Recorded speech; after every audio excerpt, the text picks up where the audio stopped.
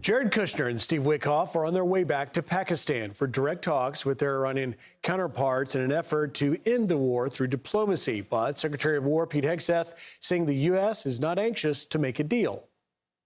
We have all the time in the world, and we're not anxious for a deal. Iran knows that they still have an open window to choose wisely. As we said previously, choose wisely at the negotiating table. All they have to do is abandon a nuclear weapon in meaningful and verifiable ways, or instead they can watch their regime's fragile economic state collapse under the unrelenting pressure of American power. The new talks coming as the USS George H.W. Bush arrives in the Middle East, marking the first time since 2003 the U.S. has had 3 aircraft carriers operating in the region at the same time. Joining us now, General Jack Keane, retired 4-star general and Fox News senior strategic analyst and chairman of the Institute for the Study of War. General, good morning. Thank you for joining us. Let's get right into this second round of talks. How do you see it going? Yeah, well, let's set the table a little bit so our viewers can get a feel for this.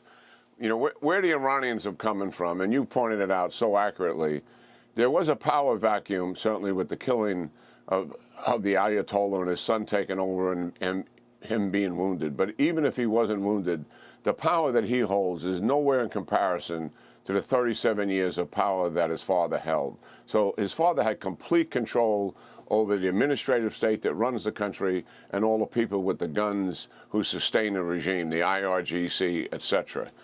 And that power vacuum certainly began to be filled by the political people on the right and the military on the left. I'm not talking about political left and right here.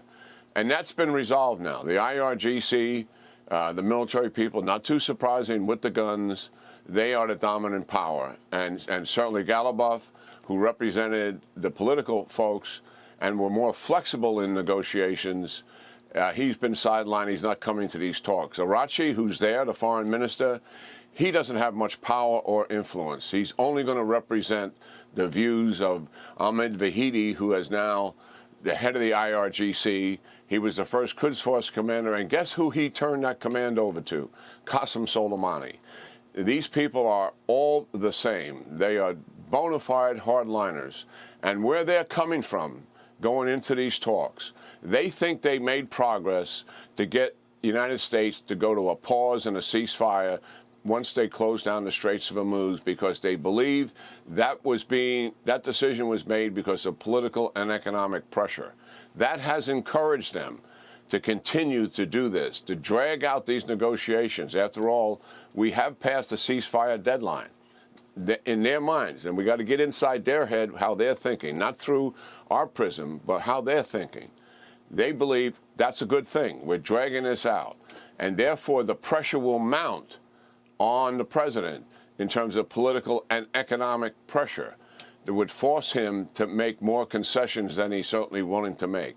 That is their strategy going into it, and something we really have to understand.